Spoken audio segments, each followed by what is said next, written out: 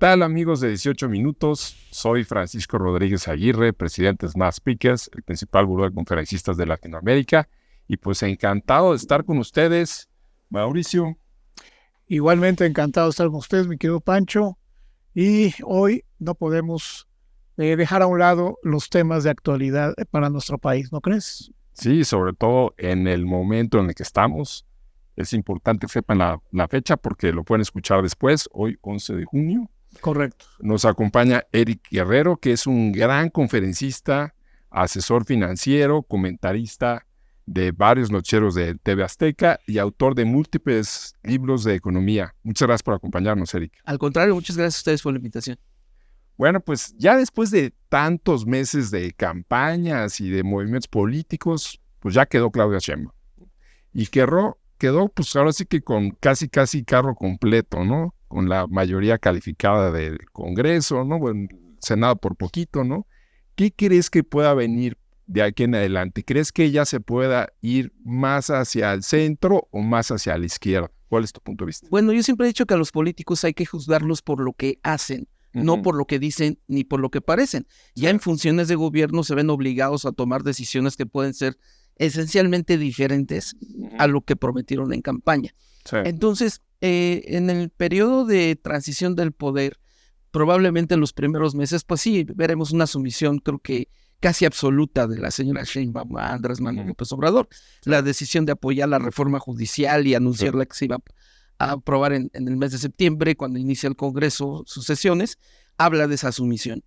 Pero la señora va a tener más poder con esta mayoría calificada que el que tuvo Andrés Manuel López Obrador. Ella dijo en un debate, a mí ningún hombre me da órdenes. Llegó el momento de demostrarlo, ¿no? Claro. Entonces, creo que las circunstancias la van a forzar, la van a obligar a irse deslindando. Y ella tendría en su mano una carta de negociación muy fuerte. Las acusaciones del gobierno de la 4T de liga al narcotráfico y el círculo político, el círculo rojo que está involucrado, en determinado momento a la señora Sheinbaum pues una carta de negociación muy fuerte. Te me conviertes en una sombra muy incómoda, no me dejas gobernar, necesito ser independiente, pues está fácil, el dilema está fácil. O te protejo, te doy impunidad, o permito actuar a las autoridades estadounidenses. Entonces yo creo que más adelante sí puede venir un rompimiento desde mi punto de vista. Dentro de ese escenario, ¿qué riesgos potenciales anticipas? La sacudida, la turbulencia para los mercados financieros. Andrés Manuel López Obrador va a dejar unas finanzas públicas muy precarias, prácticamente sin recursos, y en el peor momento, cuando Estados Unidos, que ha estado en desaceleración, puede entrar en recesión. Entonces estamos muy colgados de la economía estadounidense, va a fallar la recaudación de impuestos, va a bajar el consumo, esto repercute en menor entrada de remesas a México, un precio del petróleo más bajo, o sea, una crisis fiscal que la va a obligar a una reforma recaudatoria realmente fuerte. Entonces, en todo este escenario tan revuelto, que también México pueda perder grado de inversión, o sea, que el gobierno federal ya en determinado momento no pueda seguir sosteniendo esta gran empresa zombie llamada Pemex, que le fallen los recursos para pagar capital o intereses de la deuda, todo esto es un cóctel que puede provocar mucha turbulencia con el tipo de cambio. Entonces, yo creo que el periodo de dólar barato, pues definitivamente ya será un recuerdo, ¿no? Y ya hablamos un poquito de los riesgos. ¿Qué oportunidades ves para el país y también para los empresarios pues, que se muevan? Hay la oportunidad más grande que veo es que entre en vigor el corredor transísmico, el corredor económico del sur, ¿no? Sí. Que va a ligar a través de obras de infraestructura el puerto de Salina Cruz con el puerto de Coatzacoalcos. Para sustituir, el canal de Panamá, no sustituirlo, sí, pero una alternativa, ¿no? Sí, pero sí lo puede ir sustituyendo. Hay mucha controversia, pero los especialistas más destacados a nivel global le apuestan a que pueda ir desplazando el canal de Panamá. Y también tenemos el corredor económico del norte. No está terminado, falta Tamaulipas, que está en manos del crimen organizado, por desgracia, pero hasta el estado de Coahuila ya está terminado para unir al puerto de Mazatlán con el puerto de Tampico, Altamira y directamente con Dallas, Texas. tren, carretera, ampliación de aeropuertos. Entonces es el corredor económico del norte, el corredor económico del sur, está el puerto interior de Guanajuato, que puede conectar a todo el país. Entonces, si el próximo gobierno es inteligente, no es radical, no se deja llevar por fantasmas del pasado y la demagogia, actúa con inteligencia, invierte en más infraestructura para romper cuellos de botella y darle conectividad a todo el país, dentro de algunos años, México se puede convertir en una plataforma logística importantísima a nivel mundial, por donde podría pasar, solo por México, alrededor del 30% del tráfico mundial de mercancías. Y esto puede hacer una diferencia importante. ¿Y para los empresarios? Toda esta derrama económica, la derrama económica, porque también ha habido incentivos fiscales en 2024 importantes para atraer inversión, pues es una derrama tremenda. Además del comercio, pues viene la contratación de trabajadores, construcción de vivienda media y residencial, comercios, toda la plataforma logística, los almacenes, toda la inversión en tecnología para hacer posible todo esto. O sea, es como cuando arrojamos una piedra en un estanque, ¿no? El impacto se va extendiendo en círculos cada vez más amplios. Entonces puede ser un detonante económico bastante fuerte. Ojalá que el populismo, la demagogia no lo echen a perder, ¿no? Que actúen de manera práctica, sensata. Y en ese sentido, Eric, ya nos comentabas, me llama la atención y creo que sobre todo las mujeres que se sienten muy orgullosas de tener una mujer presidenta por primera vez en un país machista, en fin, veamos una líder que realmente pueda actuar con la independencia y autonomía de su rol, ¿no? Ya nos comentabas esto. Pero yo quisiera construir un poco sobre lo que preguntaba Pancho en cuanto a oportunidades. Se habla mucho de nearshoring, etcétera. El país hoy, y con lo que comentas de los corredores, me llama mucho la atención, a uno de ellos no sabía que existía siquiera. ¿Ves estas oportunidades cercanas al país? ¿Realmente se está moviendo algo alrededor de ello o todavía hay mucha expectativa de la inversión, es decir, vamos a ver cómo se comportan las cosas? Se ha estado moviendo desde hace tiempo. De hecho, es una lástima que no se haya cancelado también por un acto de demagogia de lo que iba a ser el nuevo aeropuerto en la Ciudad de México. Había levantado una expectativa tremenda, o sea, con estos corredores al puerto interior y un aeropuerto que podía competir con el de Atlanta y con el de Dubái. O sea, México se hubiera podido convertir en una auténtica joya para la inversión y para el crecimiento. No se hizo y bueno, ese es el gran reto, ¿no? Que la oportunidad está, el interés es muy grande. Ya hemos visto que México sí está en el radar de inversionistas, no solamente de Norteamérica, sino también de Europa y de Asia, para poderse instalar aquí. Entonces, si este gobierno del que hemos hablado actúa de manera inteligente y sensata, la señora Sheinbaum, y se sacude todo lo malo que pueda haber heredado del pasado, definitivamente tendrá la oportunidad de consagrarse como una gran presidenta, ¿no? O terminar de apostemos a lo primero que dijiste. Claro, ojalá. Sí. Por el bien de todos. Para mí es más una esperanza que una realidad, pero pues no pierdo la fe, ¿no? Y todos quisiéramos que tenga éxito, seguramente. Así es.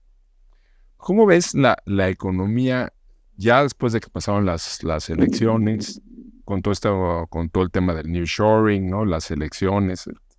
Sí, la cuestión del nearshoring puede ser para México una especie de salvavidas, porque creo que sí viene una crisis mundial grave.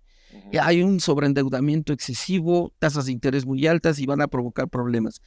Entonces la opción es que compañías de cualquier parte del mundo que se les esté apretando su margen de utilidad, tengan problemas de liquidez, problemas de solvencia incluso, y quieran sobrevivir, para defender el margen, pues necesitan costos más bajos y mayor productividad. Entonces, si ven a México por estos tratados de libre comercio, por las corredor económico del norte, corredor económico del sur, puerto interior, si lo ven como una oportunidad para instalarse aquí y ser más productivos, México puede amortiguar el impacto de esa crisis, ¿no? E irse posicionando a futuro. Entonces, esa es la buena noticia, digamos, una carta a favor de nuestro país. La mala es que, pues, evidentemente sí va a haber problemas, ¿no? Si está ya esta crisis internacional, ¿no? Podemos también entrar en recesión. Podemos entrar en una etapa de alza de impuestos, porque el déficit es muy alto. El gobierno de López Obrador pues va a heredar elefantes blancos desastrosos, ¿no? El Tren Maya, $30,000 millones, proyectando ingresos hasta dentro de 3 décadas. El AIFA, también $7,000 millones, y no alcanzan a cubrir ni siquiera la nómina y no la van a pagar en algunos años. Dos Bocas en Tabasco, $22,000 millones. El costo, y no refinan todavía al día de hoy ni un solo barril de petróleo. Son cargas muy pesadas para las finanzas públicas, ¿no? Entonces, los retos son enormes, no va a ser fácil, pero el nearshoring sí puede, bien aprovechado, puede ser una especie de salvavidas para la crisis mundial que viene. No sería la primer crisis, lamentablemente, o el primer escenario que nuestro país vive con tantos retos y desafíos como los describes, ¿no? ¿Qué necesitamos como todo este sector productivo, líderes que nos están viendo y escuchando? ¿Qué habilidades, qué destrezas, qué tipo de pensamiento crees que nos puede ayudar? Cuando te se acerca un equipo de liderazgo contigo, dicen, Eric, ¿qué nos sugieres? ¿Qué les podemos decir? Siempre el primer gran reto para mí es ver las cosas como son, no como nos gustaría o nos convinieran que fueran. Tener la cabeza muy fría para poder hacer un buen diagnóstico, porque si no tenemos un buen diagnóstico de lo que puede pasar, entonces vamos a andar dando palos de ciego, no podemos armar una buena estrategia. Entonces, primer paso, mente fría, ver las cosas como son, a raíz de ahí un buen diagnóstico y a raíz de ese buen diagnóstico, una estrategia adecuada para ir dando pasos sólidos. Creo que lo más importante, lo peor que se puede hacer es apasionarse, es creer que las cosas van a mejorar por sí solas, se pueden perder muchas oportunidades. Entonces, es esto para mí fundamental, un buen diagnóstico, una buena estrategia para no cosechar beneficios y no generar pérdidas. En noviembre ya vienen las elecciones de Estados Unidos. ¿Qué escenarios ves tú si gana Biden y qué escenarios ves tú si gana Trump? A riesgo de equivocarme, pero desde hace tiempo, y lo he publicado en mis redes, he estado convencido de que va a ganar Donald Trump. Va a regresar. Entonces, con el estilo tóxico que tiene el señor, pues va a ejercer una presión muy fuerte sobre México, ¿no? Lo que me llama la atención de los discursos de la señora Sheinbaum es que ha puesto énfasis en que va a buscar un acercamiento con Estados Unidos. Esto es positivo a quererse envolver en la bandera nacional como Juan Escuti y arrojarse al precipicio, como daba a entender Andrés Manuel López Obrador, no es suicida, no solo para él, sino también para México. Entonces, este acercamiento es necesario. Estamos viendo que Estados Unidos está compitiendo contra China por el liderazgo mundial. No es la primera vez que sucede en la historia, pero Estados Unidos necesita a México. Entonces, si México de veras cambia, da un giro en políticas y trata de cooperar con este bloque norteamericano, entonces Donald Trump podemos librar más su estilo tóxico y poder cosechar beneficios.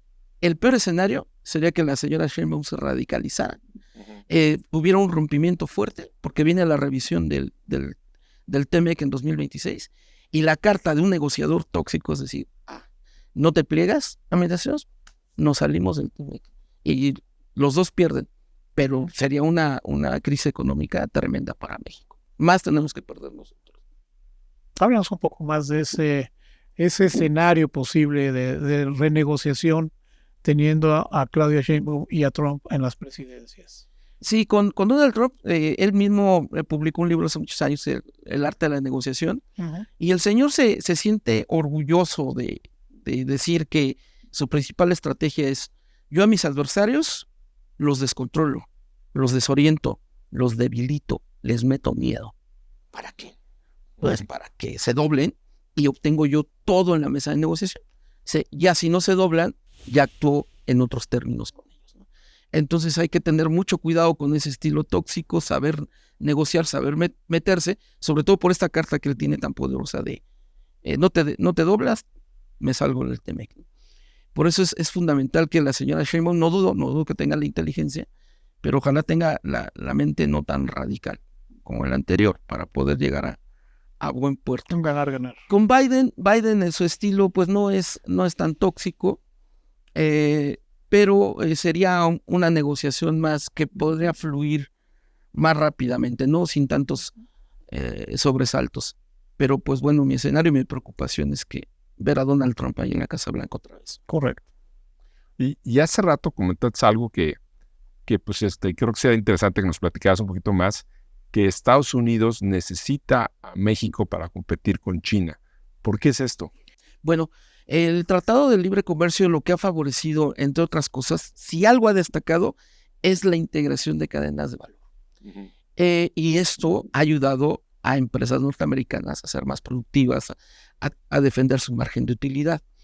Entonces, Estados Unidos está enfrentando este ascenso de China, que es una verdadera amenaza para su liderazgo mundial, y necesita recuperar calidad, productividad, reforzar los márgenes, y sin estas cadenas de valor, si se llegaran a romper, se llegaran a fracturar, pues las empresas norteamericanas por sí mismas no tendrían la capacidad para poder enfrentar a las cadenas de valor que se están formando del otro lado del mundo. Entonces, por eso la participación de México, la integración es fundamental. Y ellos lo saben. Biden, desde que andaba en campaña, lo había dicho. O sea, dice, tenemos que invertir en tecnología, tenemos que en la cuestión ecológica, la cuestión verde, pero tenemos que integrar a México. México es una carta importante. Por eso la cooperación, el tratado, las obras de infraestructura pueden ser fundamentales para ayudar a Estados Unidos a mantener el liderazgo mundial, que es lo que más les preocupa y es su prioridad. Pues Eric, no nos queda más que ponernos a trabajar ante estos escenarios. Nada más de escucharte ya quedé agotado, pero pero vamos, como bien lo dijiste, lo importante es el diagnóstico y saber actuar en función de datos e información que te permita hacer las cosas lo más correcto posible. Sí, ver las cosas como decíamos fríamente para tener una buena estrategia, un buen diagnóstico es fundamental y bueno, los hombres de negocios, las mujeres de negocios, los empresarios son como los caballos pura sangre, ¿no? Son curiosos, van hacia adelante, o como un río que va de bajada, pues van enfrentando troncos, piedras. Sí. Entonces, superar obstáculos es parte del ADN empresarial, ¿no?